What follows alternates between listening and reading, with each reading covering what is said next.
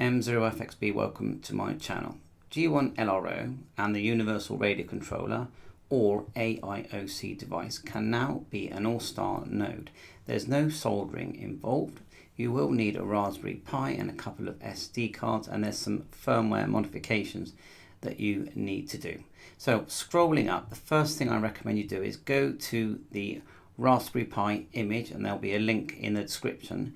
Grab yourself a nice fresh SD card and burn an image using this system to that device. And it makes sense that before you actually hit the final burn, select the section where you can add your Wi-Fi details, and that way you won't have to use your Ethernet.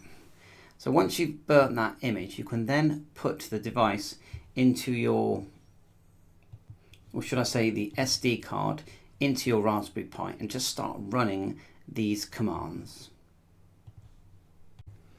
To run Allstar, you need a Allstar number, which you can get here. I'll put the link in the description. Once you've logged in, go to Portal, go to Node Settings, and these are all my different numbers, and go Continue, and then you can apply for a number. And yes, you need a ham radio license, and it needs to be verified.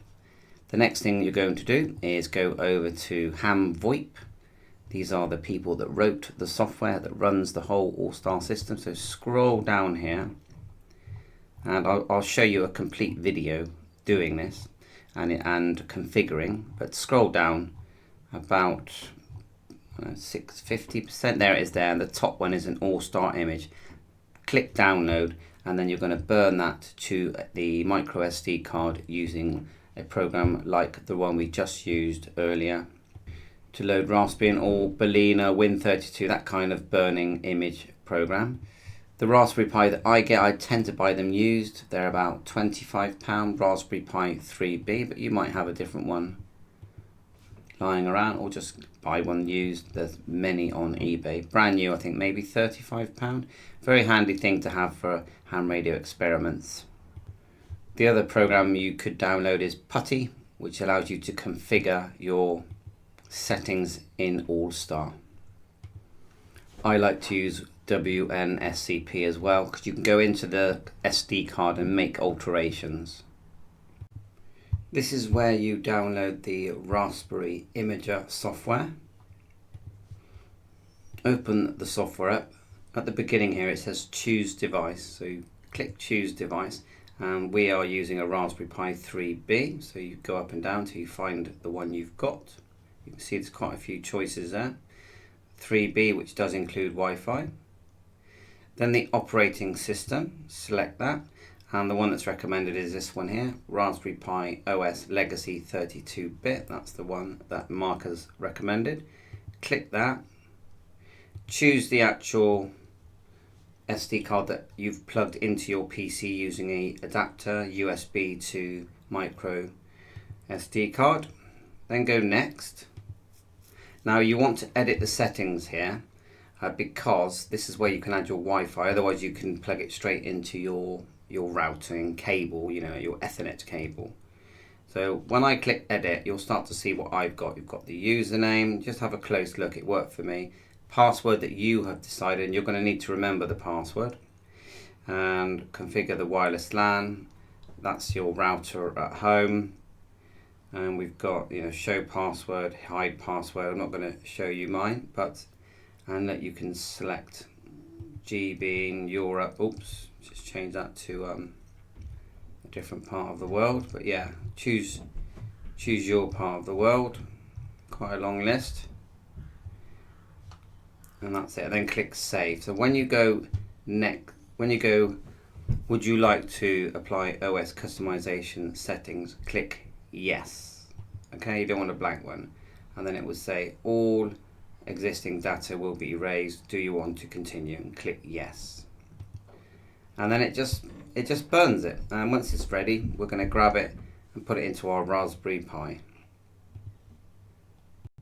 Hamtech, welcome to my channel. So you've burnt an image of Raspbian Bullseye to your Raspberry Pi 3 or 4 or 5, for example, and you just can't access it. You can't get into it putting an IP address in. You've tried PUTTY and you just can't access it. So what do? Is grab the SD card from your Raspberry Pi, put it into your SD card adapter into your PC, and this will appear with all the files, okay? As you can see, you need to add a file that is called SSH. So how do you do that? You just right click, you go new document, where is it? New text document down here at the bottom, make sure it's text, and you literally just type SSH. Now grab that SD card and put it into back into your Raspberry Pi and boot it. You then need to find the IP address of your Raspberry Pi, and how do you do that? Download this program here. I'll put the link in the description. It's called Advanced IP Scanner. It basically scans everything on your network, and you do have to be on that network. So if your Raspberry Pi is on a network called Mercury, for example, so does your PC that you're trying to use to access it. Because imagine if it's wireless, an invisible wire connecting everything. So if you look here, it says Raspberry Pi, and I've got 192.168.106 there. So let's put that in here, and it should let us in now. So we're going to go 192.168.0.106, okay, and then leave it as SSH and click open. And if you've done it correctly, it will allow you to log in. Now I've created a password, but I think the default is Pi and Raspberry. But I'm just going to log into mine, FXB. And then my password, so I'm not going to give you that.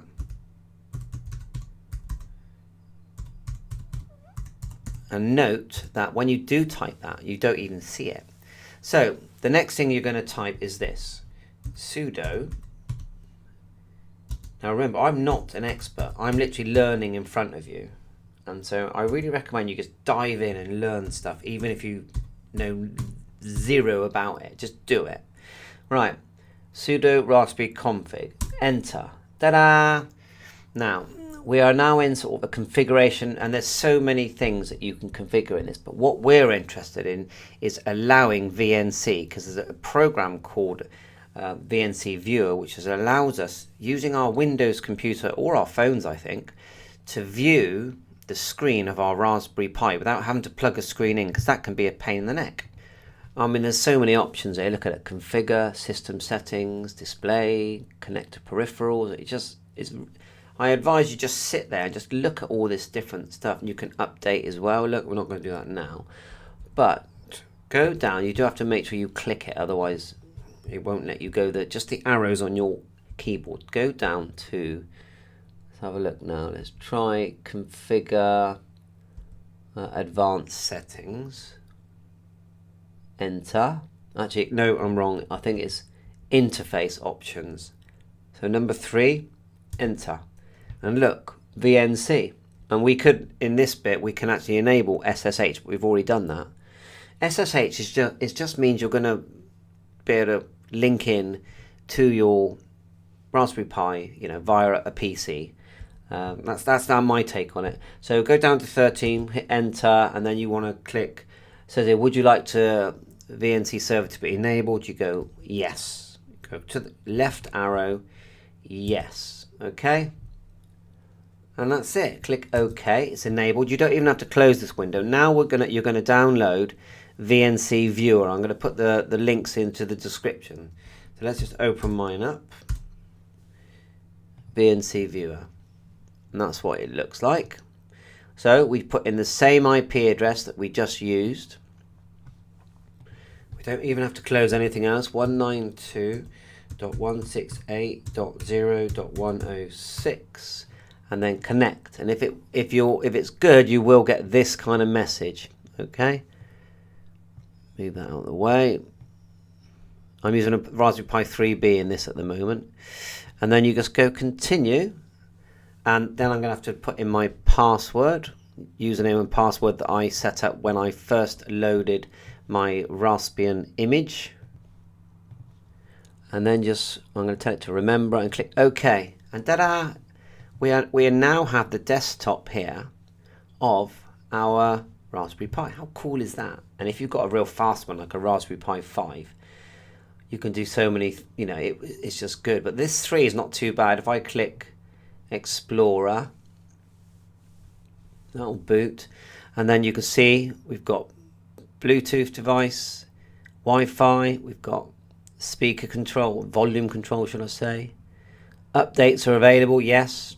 Install the updates, definitely do that. You can actually update using that sort of PUTTY type connection that I showed you. So I think that's enough for this video.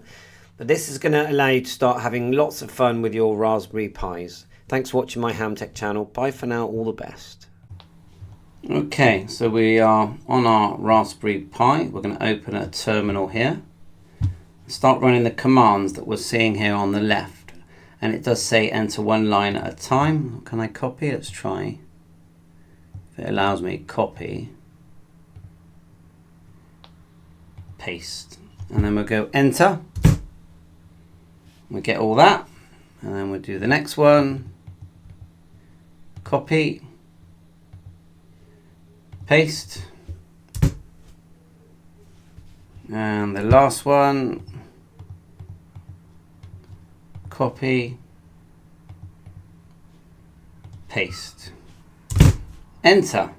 And it's now installing, as you can see. So you may be asked to say yes a few times. It's an automatic install process. The firmware, flash and utility to upgrade your URC or AIOC to version 1.3. So that's a separate thing to install the firmware basically on these devices. We'll do the AIOC first. So do you want to continue? I'm going to put in Y. Like so. Doing as I'm told. The firmware and flash utility to upgrade your URC and or AIOC. Of course, a mouthful in it. Scripts to alter the identity of the AIOC CPU to emulate the CM108 device. And a script to put the AIOC CPU back to default IOC identity. It says process complete. So that's that section done. Okay, we've got our Raspberry Pi there. The AIOC device has the pins connected in the outer pins. We've got the control of the Raspberry Pi, so we can open up a terminal. Just double click here. The command, oh, too many terminals. The command to flash is, let's find it, is here. So let's plug the USB coming from the AIOC into the Raspberry Pi, and no lights should show when it's in firmware mode. Okay. Just being careful here. So we just copy that command, copy, put it in here, right click, paste, and then enter. So you can see that on the screen there that it's going in.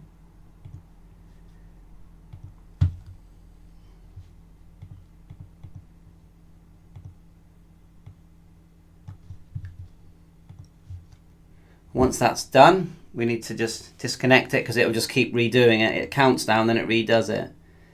So done. Pull cable from the air. So that's that one done. Now, and then it'll keep doing it. So what I'll do, I'll grab the other device, I think, while it's doing that, because it keeps trying. So let's pause. So what we're going to do now is take the jumper from, I'll try and get some decent light on this, from here, a bit small for my fingers, and put it onto this one here. This one in the corner is called program. So top left corner, jumper from there to there. And luckily for us, it's still in firmware mode, the thing. So, God, these are quite hard to get off. It could just be my fingers, but we will get it off. Right, we took it off, and we do have to put it back when we finish. We don't want to keep it in firmware mode. So USB cable in the Raspberry Pi, and then we should be able to just plug in our USB cable, and I'm pretty sure it'll do it straight away, because if you look here, it's still timing out, it's still trying to do firmware, so we don't have to put the command in again, I hope. Well, if we do, we will. So you can see it timing out, looking for something to update. Then we're going to plug it in here. We're in firmware mode. Let's see what it says. Yeah, it's already doing that for us. Thank you. So that's both updates done. Just waiting for that to time out. And then as soon as it gets to 100%, it says complete. We're going to quickly unplug it. Done. Pull the cable, it says, and then take out the jumper. So again, it's easier if I just get in there and put it on the other location where it was at the beginning. That's it, and we put the lid back on now. So this hardware is ready so far. The next thing is we want HAMVOIP or Allstar to think we're running a CM108 for everything to run correctly. So we've got these commands here that we're going to enter in each of our devices. So turn them on in the normal way. So let's plug in the URC just into the USB at the back. We'll do one at a time, like so, and then we're going to run another command. So let's double click our shell, and right, so let's see what we, we typed too many again? We have. Let's see what we type. We're going to copy sudo python AIOC, copy, type it here and paste, enter, and it says, yeah, this is what it's doing. Is that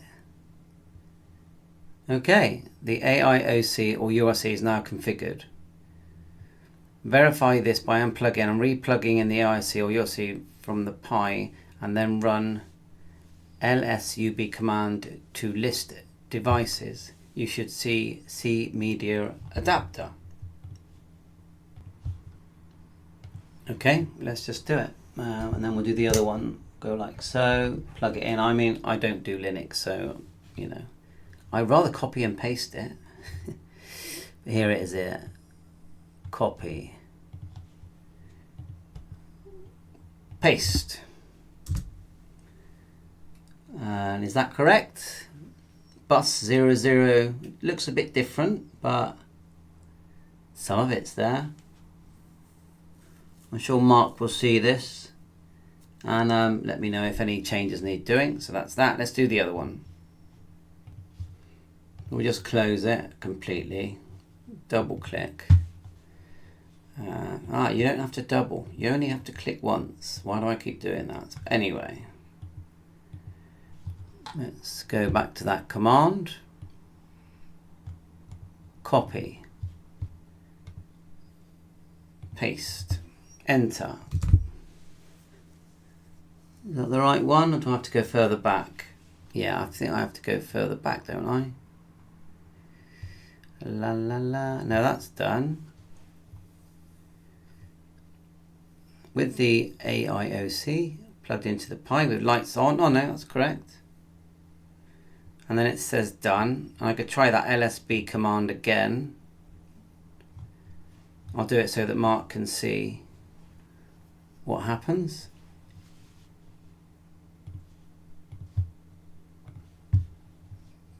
Go back. A couple more commands there. Do that in a sec, but let's have a quick look at the LSB thing. Copy. Paste. Enter. Okay, that's what it's doing. And then going down, connecting up the Allstar node. Put the SD card for the node back in the Pi.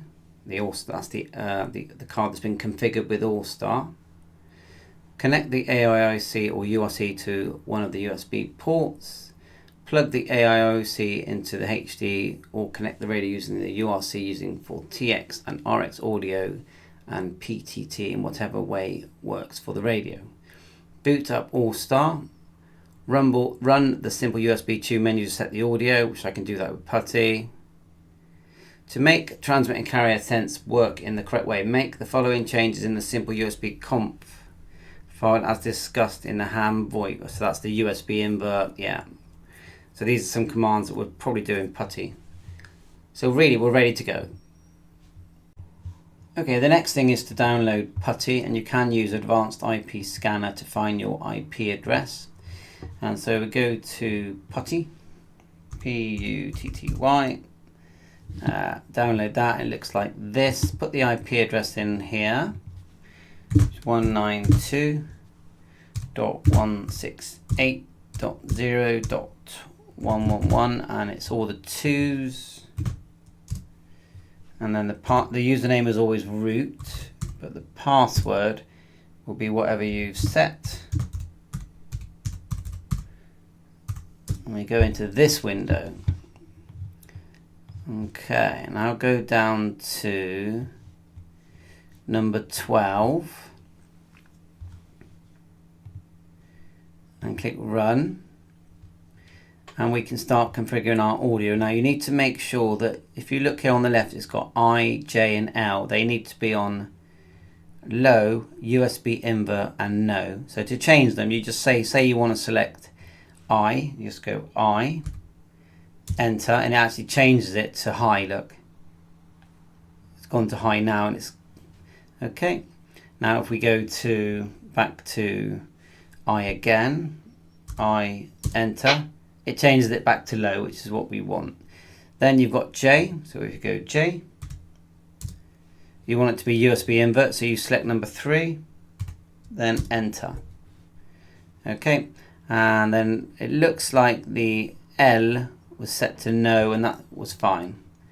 When you finish, click enter again, then W, enter, and that writes it. You might have to go one more time, W, enter, until you see this message. Saved, update, simple USB. You definitely need that, otherwise it won't save. Then go to 0. 192.168.0.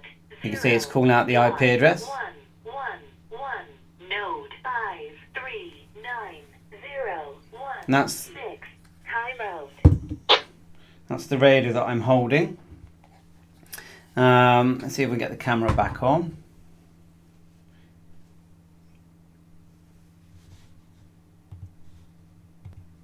Not for now, but it doesn't matter because I'm just showing you how to set it up. The next thing is you're going to go, you want number 2 to set your audio, so go 2, enter. And you get to this point, and now you can talk into the sort of donut, let's call it the handheld that you're walking around with. So you still need to go to 2, enter. There it is there. So, and when you talk into it, you go 1, 2, 1, 2, and see the way it's going right the way across. That's too much. So if you just press enter, it tells you that the setting is at the moment, it's way too high at 900. So let's put in 600, okay? Enter. M0FXB, still a bit high. Let's go to 400. Enter. I might have to do that again. There you go. M0FXB. 1, 2 test. Still, I would say high. So you get the idea. You've got to do this with your, with your own device. Enter. M0FXB test. And you want it so it's not going all the way across the screen there. So 200. Let's go enter. 200. Enter. 1, 2 test. Yeah, well, it's still going across. But you play around until it's right. And when you're happy with that, click enter, enter, right, enter. Okay? And that writes the config. For listening, if you do 3, enter, it's more about how you're receiving it. Let's do 3 again. There you go. You can type in a different level. So I think that's enough for now, just for configuration. We need to do some. So we can control this in a couple of ways. And one way is to use Supermon. Now that does need to be configured in your Supermon settings of the SD card. And there's another one called that TechMinds makes called Node Remote. I'll put a link in for that. Look, node remote there. Look, that one works. So if we go back to my Supermon, which is here, I need to log in. So of course, you create the login. So if I log in, click here. No connections at the moment. Come on then, let me log in. Usually the password for login, sorry, the username is admin. And then my password, you create your own. Log in. So now we can connect to items. I haven't set up the audio, so we're just going to quickly see what that sounds like. So we're going to connect to 40894 and then connect. It does say it didn't shout out that I'm connected. Let's just see what it does a minute. Remember, we're just sort of learning and testing at the moment. M0FXB test. Yeah, it's not doing that at the moment. M0FXB test. XB.